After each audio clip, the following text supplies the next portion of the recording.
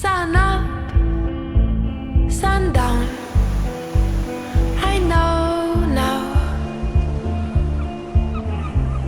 you are the one. I know now, and that my love is all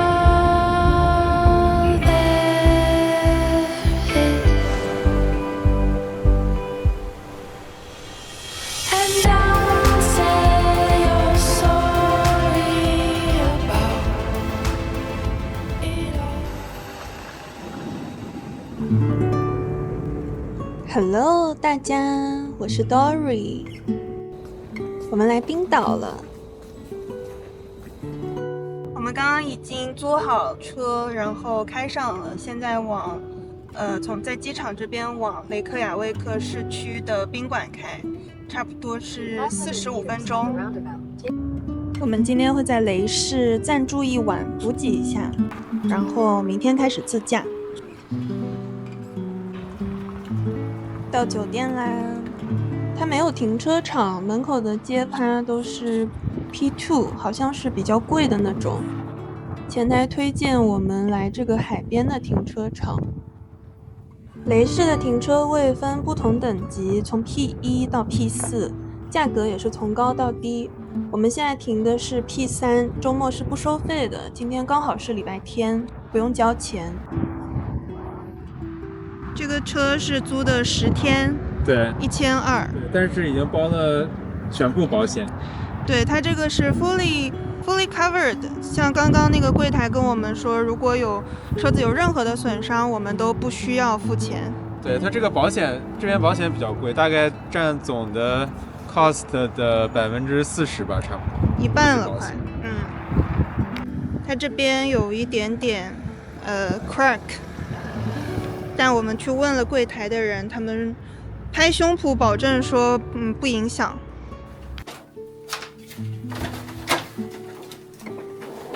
哇，这是海景的有呗。哇，海景加冰川。对呀，我不记得我选了 Ocean View。对，他给的这个 view 确实很好。190哎。190。这是洗手间吗？应该是。哇，可以哎，比阿姆的要大的我感觉。我也感觉。冰岛的自来水跟阿姆一样，也是可以直接喝的，记得灌冷水哦，因为热的可能会有硫磺。好喝吗？这边也没有味道。不错。我们出来吃个晚餐。这边就是雷士比较有名的彩虹街，街的尽头是这里的地标哈尔格林姆斯教堂。这个教堂是5点关门，现在4点59，估计进不去了。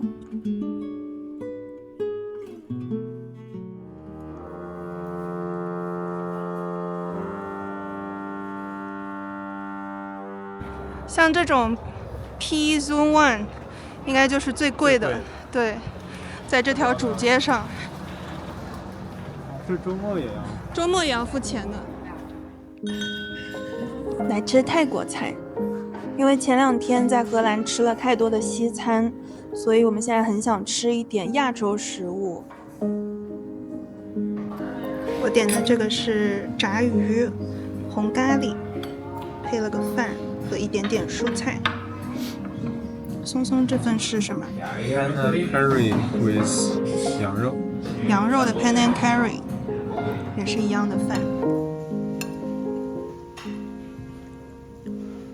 我和松松这次呢是从荷兰的阿姆斯特丹飞到冰岛雷克雅未克，航程3个多小时。我们会在冰岛待9天，因为不太想要特种兵式旅行，所以我们这次不打算环岛。明天的计划呢是走一遍大名鼎鼎的 Golden Circle 黄金圈，晚上会去一个叫 Selfoss 的小镇安顿，随后再一路往东边开，玩到哪里是哪里，最后一天再开回雷士。刚刚这顿是哇7200，克朗55刀。55刀，对，感觉跟美国差不多，甚至可能稍便宜一点。湾区算上税跟小费也差不多55。对，它这边比较好的就是它那个菜单上面的价格就是它最终价格，不像美国。对，价格乱七八糟。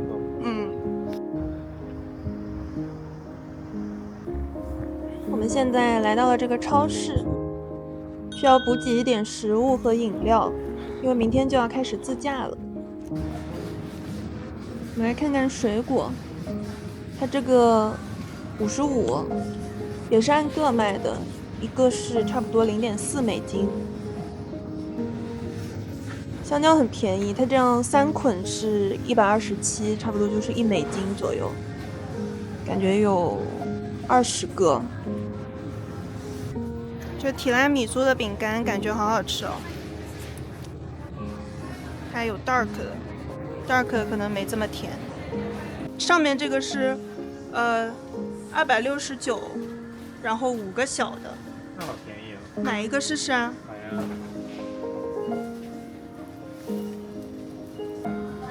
那这个应该吃得完啊。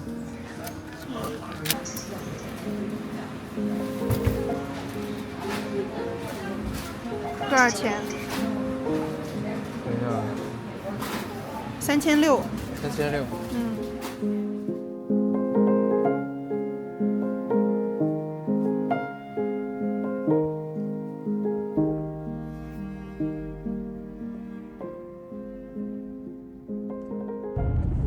我们刚刚就是在酒店里面待着，然后突然看那个 app， 发现今天的极光指数特别高，现在有4.33，然后已经有70%的概率可以看到极光了，所以我们就赶紧开出来了。现在我们是开去一个距离大概30分钟的一个湖，因为我们 assume 那个比较 popular 的那个灯塔那边今天晚上会特别多人，所以我们选了一个稍微远一点的地方，希望那边人不要太多。今天的天气还不错，基本上比较晴朗，云也少一些。我们到了这个湖，画面上比较亮，但实际上现在已经非常暗了。我们现在往里稍微走一走。这随便一走就像月球表面一样。对。对。我们打算先找个石头坐一下，要不这个平一些，等冷了我们再坐回到车里去。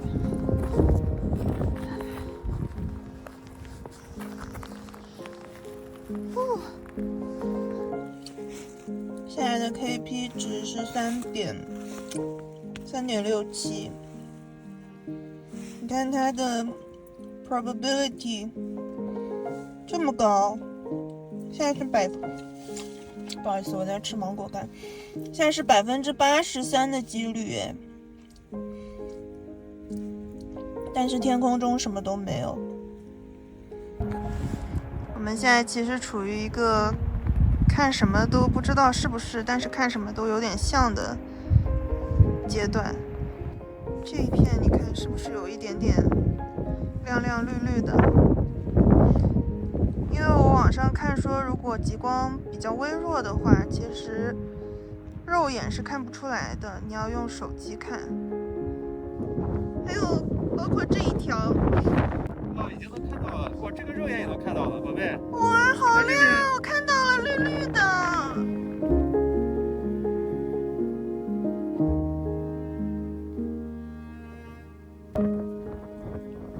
哇，这一条。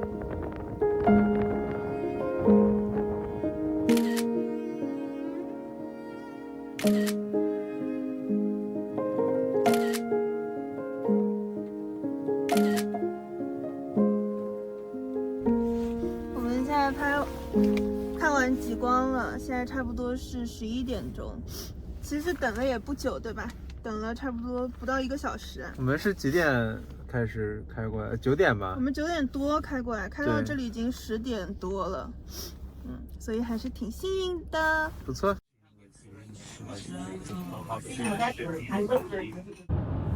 Hello， 大家，今天是我们在冰岛的第2天。昨天晚上我们去追极光，回来的时候已经差不多快12点了，对吧？对，很晚。基本上就是倒头大睡，因为算上荷兰的时差，当时应该是我们生物钟的凌晨2点左右。我们昨天回来的比较早嘛，因为我们10点多看到了一波，我们拍就回来了。但我看小红书上说，昨天12点多又有一次爆发。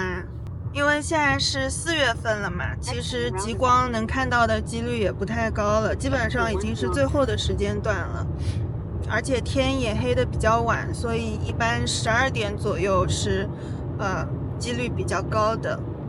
今天的话，我们的 road trip 就开始了。今天有一点微微的小雨，希望它不要下得太大。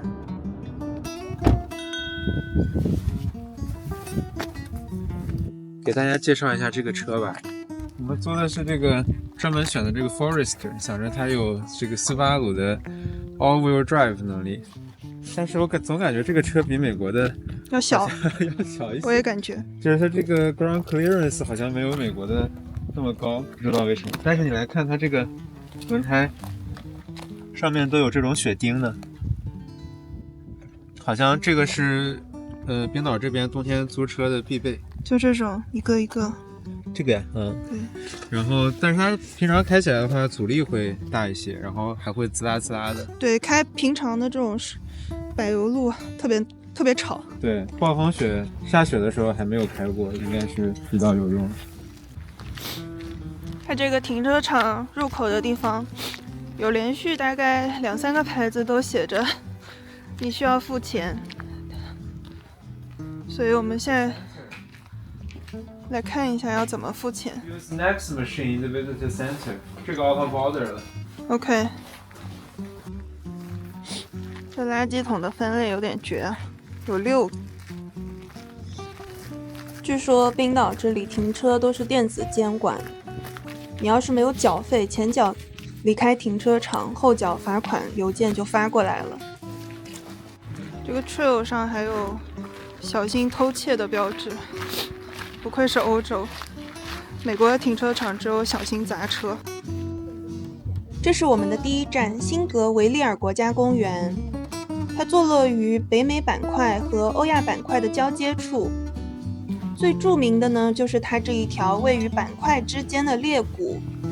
夏天可以在裂缝里面潜水，据说能见度可以超过100米。它这些牌牌怎么都这么搞笑？就不要把它当许愿池是吗？而且是美元、欧元、人民币，还有这个克朗，这克朗吗？但是冬天的话，对我们来说，这里的景色就没有什么特别的地方，算是我们这趟旅程一个小小的前菜。我们看完了这个瀑布，那在哪里？在这里。对，反正按照冰岛的标准来说，应该就是一个平平无奇小瀑布。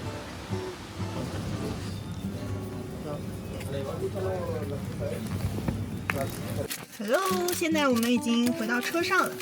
刚刚在那个门口的小店里面买了一堆吃的，现在过来吃个中饭，因为现在已经12点了。然后我们下一个景点开过去的途中，看起来应该是没有什么吃饭的地方。Traditional， 我这个买的时候没看，但是后面发现它写的是 Traditional Smoked Lamb， 它羊味儿很浓，然后熏的味道也很浓。我觉得很神奇，就是欧美人竟然能习惯这个味道，但因为这还是 traditional 的，还行，可以吃。你尝尝。好呀。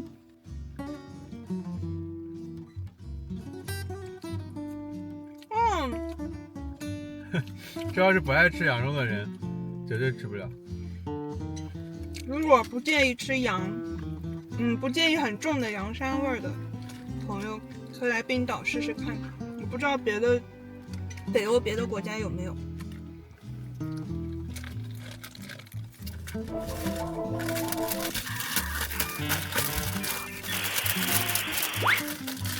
他们管这个叫 donut 吗？觉得这个这个你绝对不会爱吃的。这个看起来就是非常非常的干，对吗？嗯，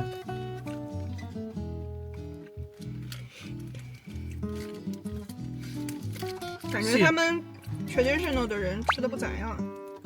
这是我们昨天在超市里面买的那个芒果干，我们看追极光的时候已经吃过了，这个很好吃，不过这也比较贵一点，我记得是799。我们今天的第二站叫 Bra Falls。Falls 在冰岛语里就是瀑布的意思，所以 Bra Falls 是一个非常梦幻的冰蓝色瀑布，中文名也叫蓝色之星。这个叫蓝河蓝河瀑布。贝贝，你把帽子戴上，这个得戴到最外面那层，因为有点水。我咋戴呀？我这4层呢。这是第2层，第3层。你这个要求稍微有点困难。第4层。这样可以吗 OK。Brua Falls。OK， 我们现在到了这个叫 Brua Falls， 刚刚停完车，然后现在准备往这个 Falls 走一走。这边就是每一个景区它的停车都不是免费的，你要自己找地方付。它一般是会有一个机器，不过你也可以下一个 app。它有2个，这边一共有2个 app， 一个叫 Easy Park， 一个叫 Parka。Easy Park 好像只有城里那些停车场可以用，然后 Parka 的话，这种景区停车场得用那个景区停车场得用 Parka。对，这边虽然是山里啊，前不着村后不着店，但是信号都还是不错。你要是有买那个流量卡或者什么的话，都是可以在 app 上付的。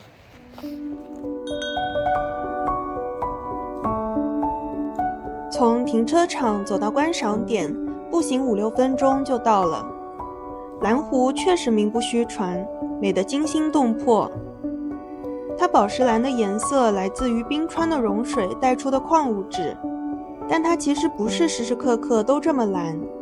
有时候天气阴或者下大雨，泥沙多，它就会灰灰的。如果不想徒步的话呢，其实大部分人都会选择在桥上看一下，拍拍照就离开了。这确实是一个非常出片的地方。不过我们刚刚在谷歌地图上面看到，前面其实还有2个瀑布，落差会更大一些。然后它沿河的话都有 trail 可以走过去，所以我们决定走过去看一看。看地图的话应该是不远，18分钟。这里好泥哦，超级泥，不过就这一段，过去就好。那边就是我们刚刚过来的那座桥，也就是蓝湖那个景区主要的那个 viewpoint。我们到啦！这叫 Mid Falls， 中间的那个，因为前面还有一个。哦。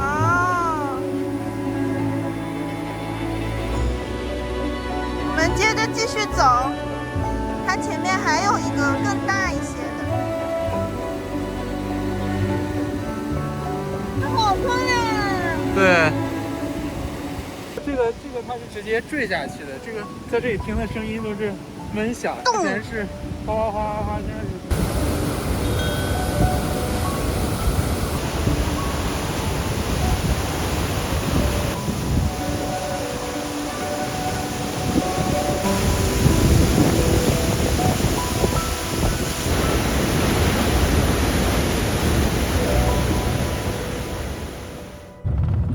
回到车上了。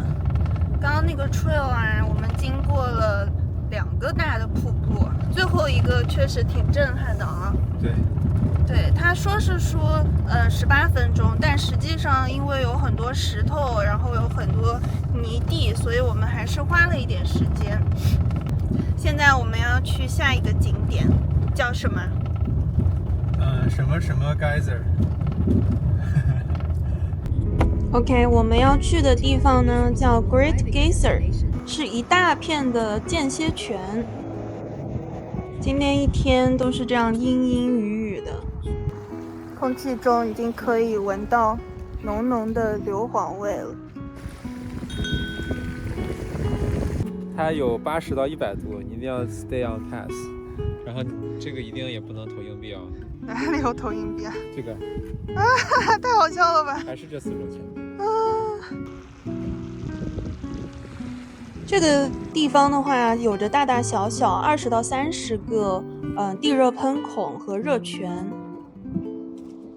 它里面的这个 Great Geyser 是世界上第一个被记录的间歇泉，大概是30世纪，但是现在已经休眠了，不喷发了。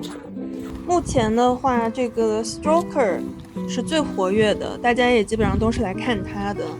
它10分钟左右喷一次，据说最高能到40米。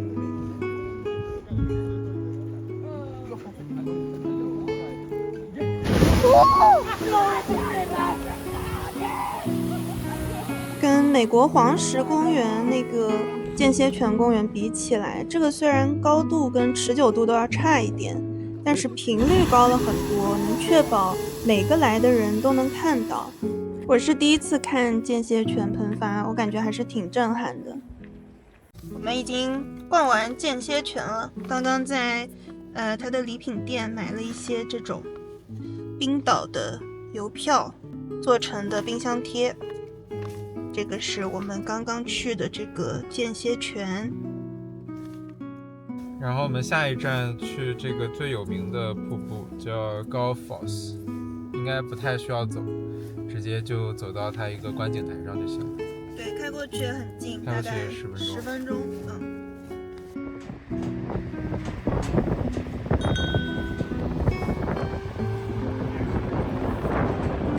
Gullfoss 直译过来就是黄金瀑布，是这样不同朝向的2个双层的瀑布，进到一个非常非常深的峡谷。就你拍视频完全拍不出来它有多大，但是它确实非常非常大。看松松痴迷的眼神。而且你看它这个角度呀，就是又很宽，这么多条，然后又从这边拐了一个90度，继续第2。对。Gullfoss 的景区有好几个观景台，后来我们又去了这个离瀑布特别近的地方，可以近距离看到瀑布飞流直下进入的峡谷，非常震撼。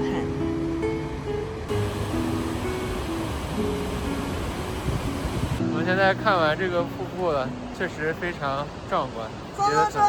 松松说他可以在这儿看一天，可以看一天。现在已经是7点钟了，我们今天也算是玩的比较充实。然后在这个大瀑布边上呢，我们找了一家餐厅，大概开车5分钟左右的样子，因为我们实在是太饿了。它这个汤有冰岛的羊肉汤哎 ，traditional。哇，怎么还有 blue cheeseburger 啊？听起来好暗黑啊！它 soup 里还有 bread and butter。哦，所以我们俩都吃羊。可以啊，我们俩都吃羊呗。我的羊肉汤上来了，确实比较小，就比我还小的这样一碗汤，加上小半片面包，一点黄油。然后这是我们点的 side， 因为怕吃不饱，想说马铃薯管饱。这个是一个 truffle 的薯条，它这份羊肉居然也是带薯条的，于是我们拥有了2个薯条。它像是炸的。对，炸的羊排吗？对。这汤闻的时候就有一股很重的羊味儿，然后它其实料还挺多的。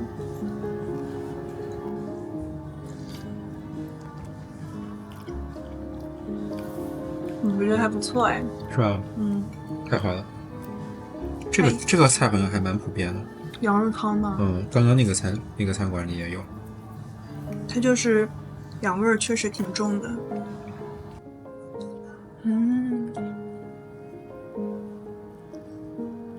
不错哎。这是个什么东西啊？羊肉泥。它是炸的，应该不是肉泥，完整的肉应该是，然后里面还蛮嫩的。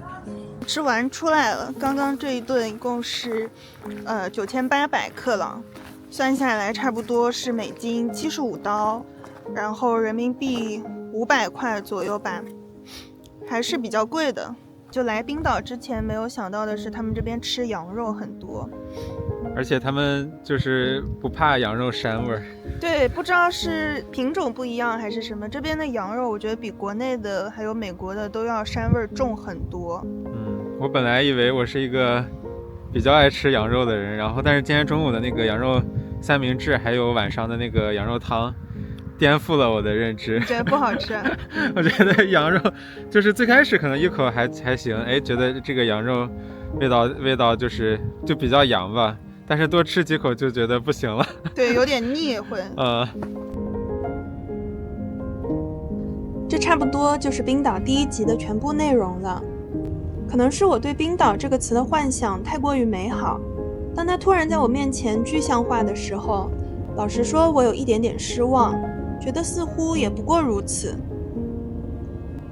不过据说从雷市出发，离市区越远会越美。事实也的确是这样，冰岛每一天都在带给我惊喜。让我们期待一下明天的旅程，也感谢你看到这里。那我们下集影片再见喽，拜拜。是好还是不好？真的有够小。它也是这样2个 twin 的床。对。今天要分床睡了。